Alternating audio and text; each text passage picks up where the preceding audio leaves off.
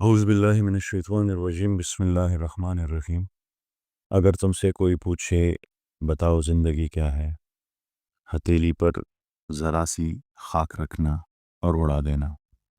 ہم سب جانتے ہیں کہ زندگی کتنی عارضی اور اس سے جڑی ہوئی ہر چیز کتنی عارضی ہے، پر کبھی آپ نے اس بات پر غور کیا کہ اس عارضی زندگی کا مقصد کیا ہے؟ ہمارے نظام تعلیم کا سب سے بڑا المیہ یہ ہے کہ ہم علم حاصل کرتے ہیں، ہم ڈگریاں حاصل کرتے ہیں، ہم سیاسی اور سماجی ڈھانچوں کو سمجھتے ہیں، مگر ہم اس بنیادی سوال کا جواب دینے سے قاصر ہے کہ زندگی کا مقصد کیا ہے۔ ہمارا نظام تعلیم ہمیں یہ نہیں سکھاتا کہ ہم کہاں سے آئے ہیں اور ہم یہاں کیوں بھیجے گئے ہیں اور آخرکار ہمیں کہاں جانا ہے۔ آج ہم بطور معاشرہ اس بنیادی شعور سے محروم ہیں اور نتیجہ یہ ہے کہ ہم پڑھے لکھے جاہل پیدا کر رہے ہیں۔ مولانا رومی نے ہم جیسے ذہنی قید میں مبتلا لوگوں کو جھنجھوڑتے ہوئے کہا تھا، باوسعت ارض اللہ برحبس چچسیری، کہ اگر اللہ کی زمین اتنی وسیع ہے تو تم ایک قید خانے میں کیوں بیٹھے ہوئے ہو؟ یا دوسرے لفظوں میں، آپ ایک ایسے قید خانے میں ہیں جس کا دروازہ کھلا ہوا ہے اور اس کے باہر ایک وسیع اور زمین ہے، مگر آپ پھر بھی اس قید خانے میں رہنا پسند کرتی ہیں۔ اہل دانش نے ہر دور میں ان سوالات کا کہ زندگی کا مقصد کیا ہے کا جواب ڈھونڈنے کی کوشش کی۔ علامہ اقبال نے اپنی نظم خضر میں فرمایا اور یہی سوال پوچھا کہ زندگی کا راز کیا ہے، سلطنت کیا چیز ہے۔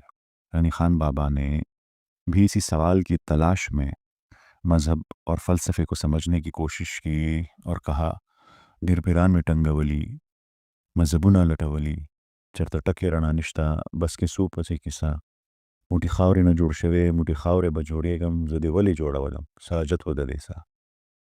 مٹی سے بنا ہوا انسان ہوں، مٹی ہو جاؤں گا میں، مجھے کیوں بنایا، میرے بنانے کا مقصد کیا تھا؟ غرض یہ کہ جان کیٹس، ولیم ورڈزورتھ، سقراط، افلاطون، ارسطو تمام اسی سوال کی جواب کی تلاش میں رہے۔ ارسطو نے اپنے ذہن کے مطابق زندگی کا مقصد یوڈیمونیا کو قرار دیا، جو ایک یونانی اصطلاح ہے جس کا مطلب ہے حقیقی خوشحالی یا خوشی۔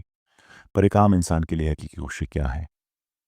گھر، دولت، پیسہ، محبت، مگر یہ تمام چیزیں بھی تو عارضی ہیں۔ قمر جلال آبادی صاحب نے ایسے لوگوں کو جو ان چیزوں کو زندگی کا مقصد سمجھتے ہیں ایک خوبصورت نظم میں بہترین جواب دیا۔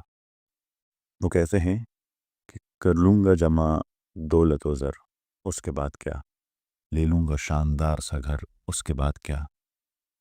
میں کی طلب جو ہوگی تو بن جاؤں گا میں رند، کر لوں گا میں قدوں کا سفر، اس کے بعد کیا؟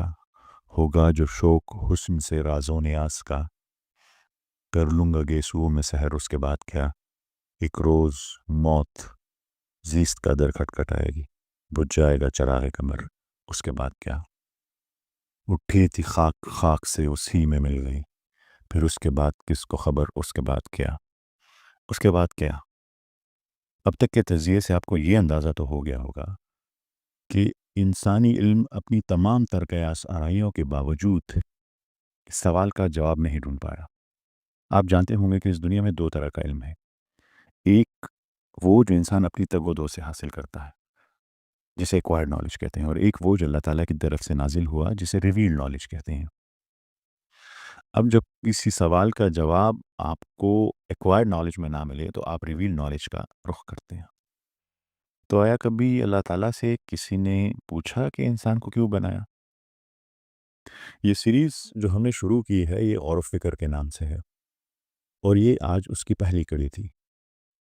دوسری کڑی میں جب ہم ملیں گے تو ہم اس سوال کو ریویل نالج میں تلاش کریں گے کہ زندگی کا مقصد کیا ہے۔